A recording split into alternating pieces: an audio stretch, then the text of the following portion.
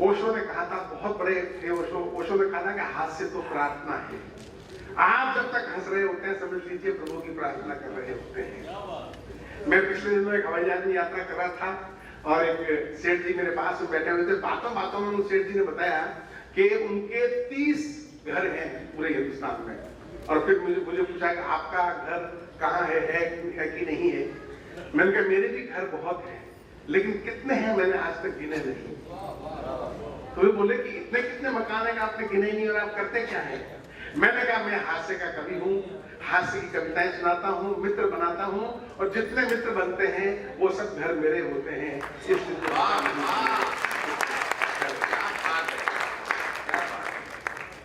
और आज श्याम जी के इस मंच पे दो बहुत अच्छे कवियों को सुनने का मुझे मौका मिला, एक राजेश जी और एक जन्ना प्रसाद जी। मुझे बहुत अच्छा लगा। आपके मंच पे दो रतन मुझे मिले, मैं उनको भी प्रणाम करता हूँ और मैं अपना काव्य पाठ शुरू करता हूँ। मैं आपका ज्यादा समय नहीं लूंगा, उतना ही समय लूंगा जितना समय मैं आपको दूंगा।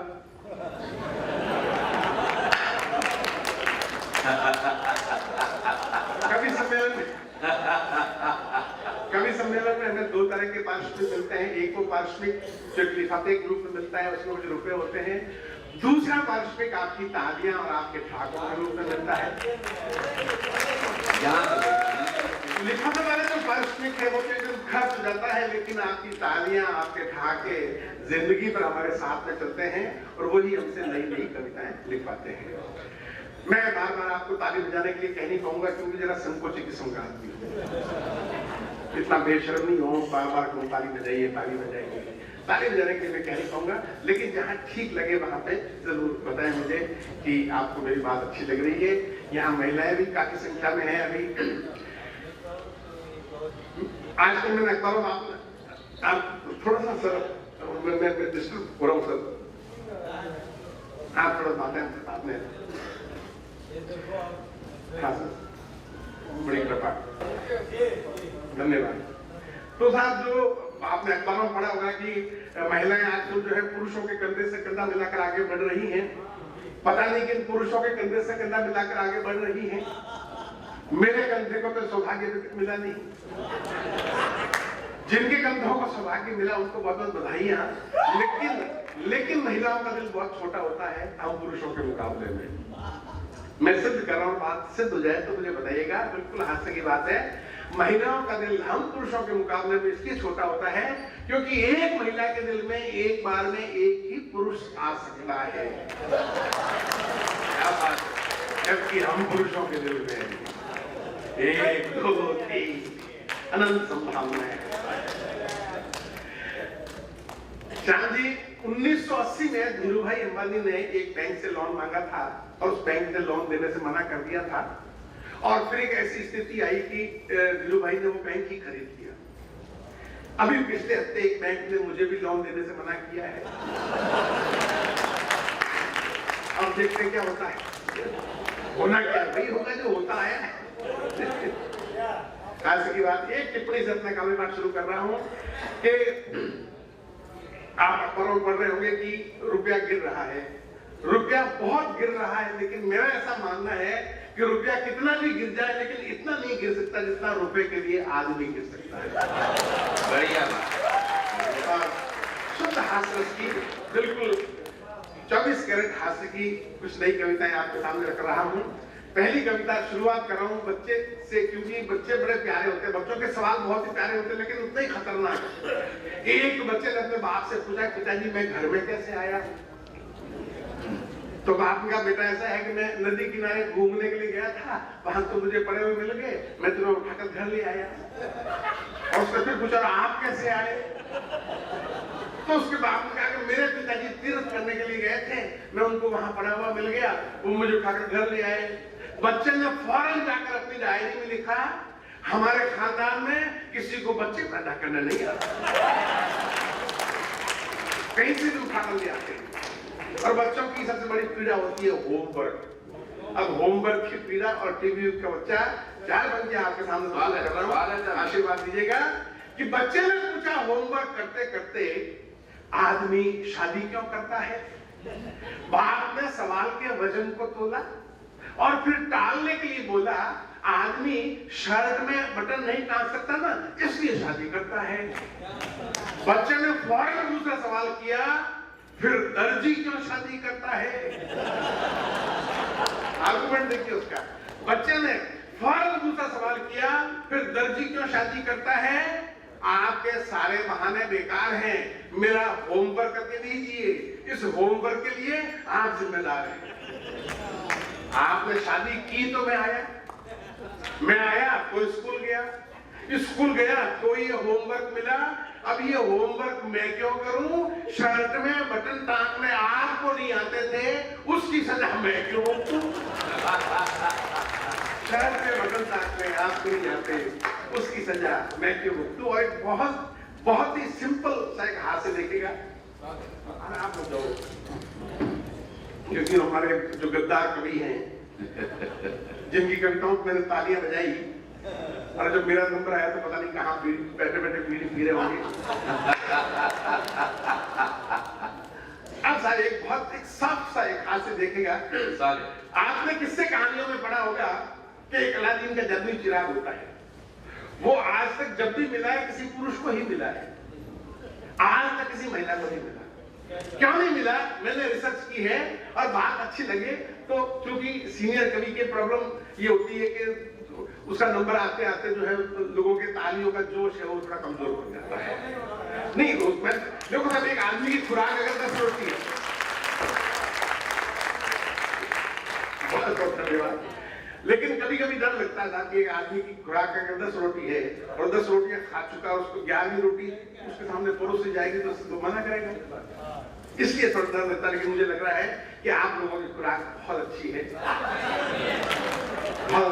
आप साहब देखिए, मैंने रिसर्च की है कि महिलाओं को अलादीन के जादुई चिराग क्यों नहीं मिलता। सुनिए, झूठे बर्तनों के ढेर से घबराकर महिला बोली, हे ईश्वर, ये अलादीन का जादुई चिराग हमेशा किसी पुरुष को मिलता है, किसी महिला को क्यों नहीं मिलता, जिन हमारा भी हाथ बटा दिया करता। प्रकट हुए परवरदिगार और बोले कि नियम के अनुसार एक महिला को एक बार में एक ही जिन्न मिल सकता है। अगर बात समझ में आ गई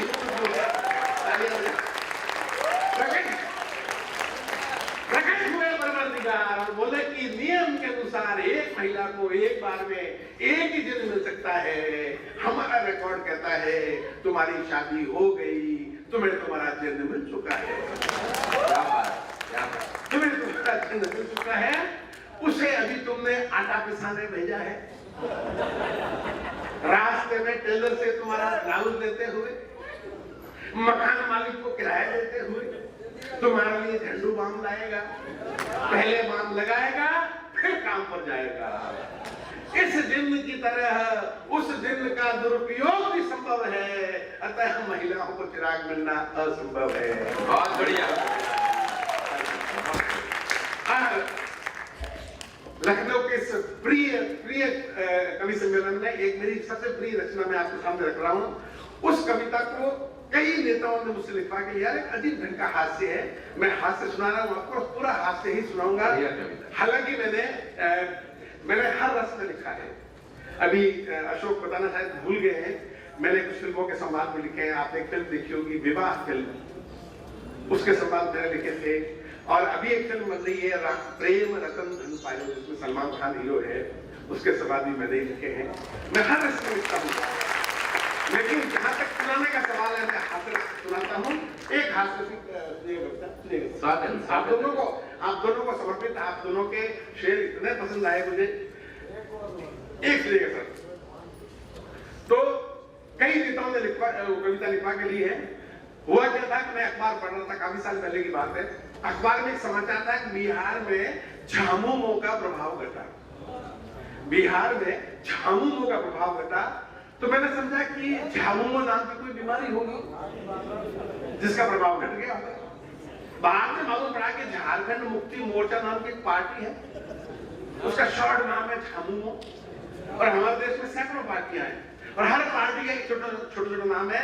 जैसे भारतीय जनता पार्टी को भाजपा, मार्क्सवादी कम्युनिस्ट पार्टी को माकपा, तेलुगु देशम पार्टी को तेदेपा, इन नामों को एक साथ में पढ़ लें तो पता नहीं चलेगा ये पार्टियां हैं, बीमारियां हैं कि गालियां हैं।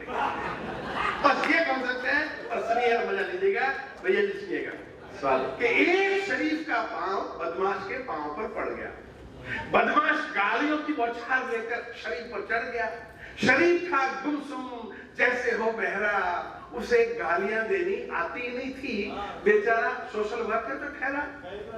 अब बदमाश बी के बजाय ए ग्रेड की गालियां छोड़ने लगा और शरीफ से पारिवारिक रिश्ता जोड़ने लगा।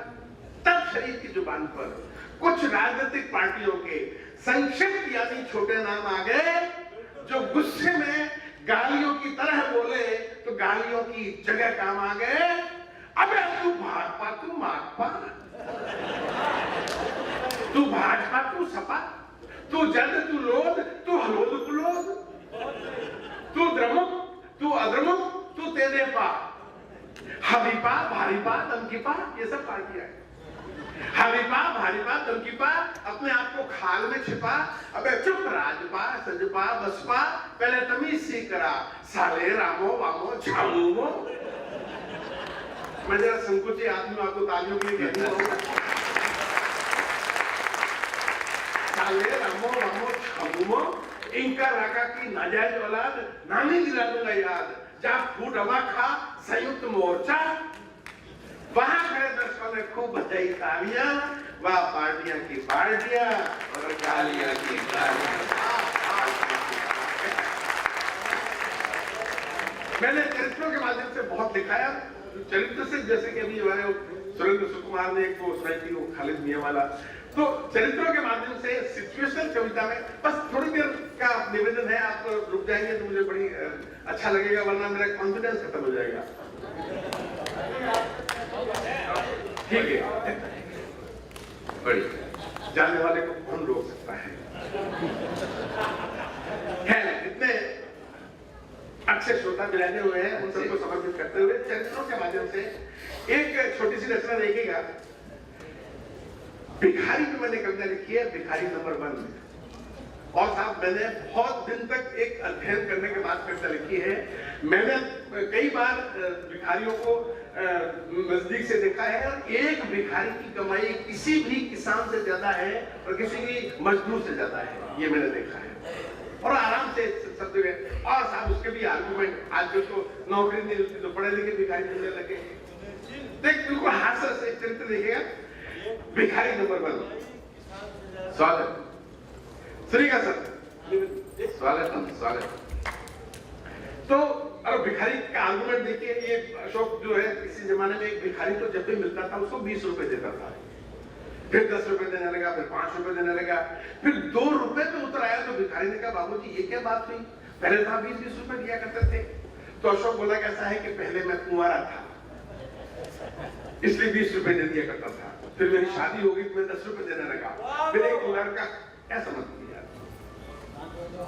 मैं थोड़ा वैसे संकोची किस्म का आदमी हूँ, मैं अखाड़िया कभी नहीं हूँ, मैं बड़ा संकोची किस्म का आदमी, बड़ा बीच में।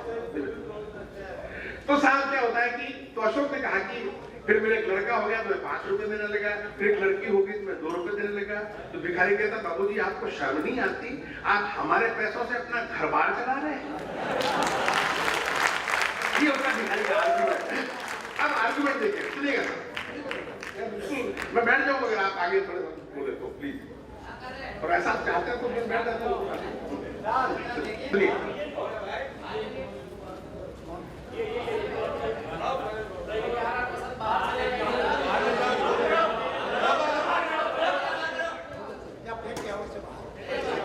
हाँ सही, हाँ श्याम जी एक कार्यक्रम के लिए तपस्या की तरह काम करते हैं। श्याम जी वहीं बैठ जाइए, वहीं बैठ जाइए।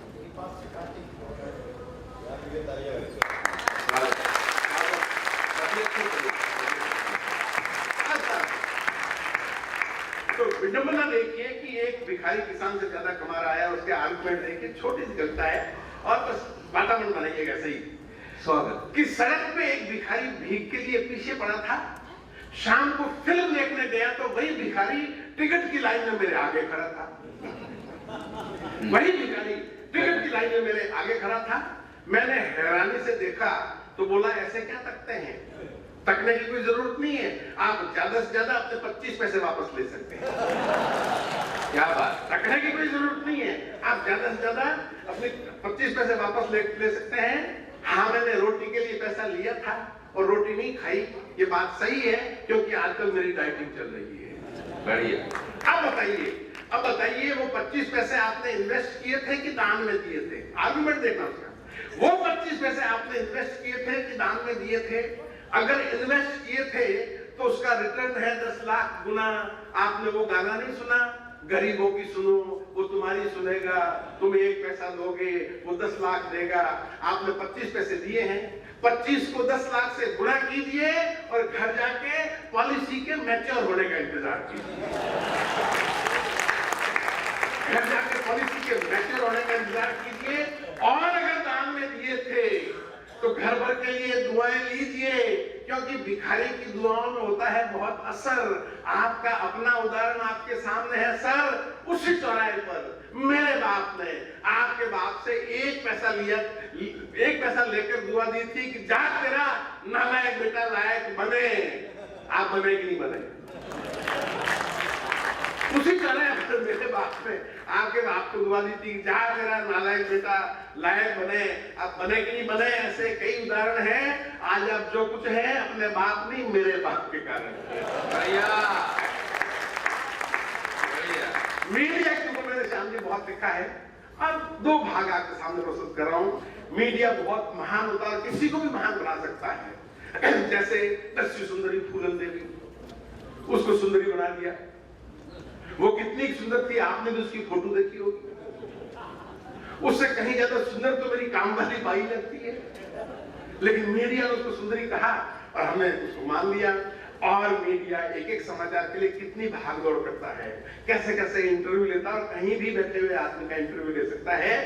सुनिएगा, मीडिया भाग 1 शीर्षक है, एक समाचार का सवाल है बाबा। जब इनके पास में समाचार नहीं होते तो कैसे एक समाचार को रगड़ते हैं? बस वो मूड देखिएगा और ये पढ़ते सुनेगा। एक समाचार का सवाल है बाबा। स्वागत है, बढ़िया कविता। एक बीमार नेता ने लंदन में अंतिम सांस ली। क्या बात। उधर यमदूत नेता को लेकर नरक पहुंचे भी नहीं। उससे पहले चैनल का रिपोर्टर लंदन पहुंच गया अपनी टीम लेकर और नेताजी के बेटे का इंटरव्यू लिया। आपको कैसा लग रहा है? अरे जब आप आपको कैसा लग रहा है? जी मैं कुछ समझा नहीं।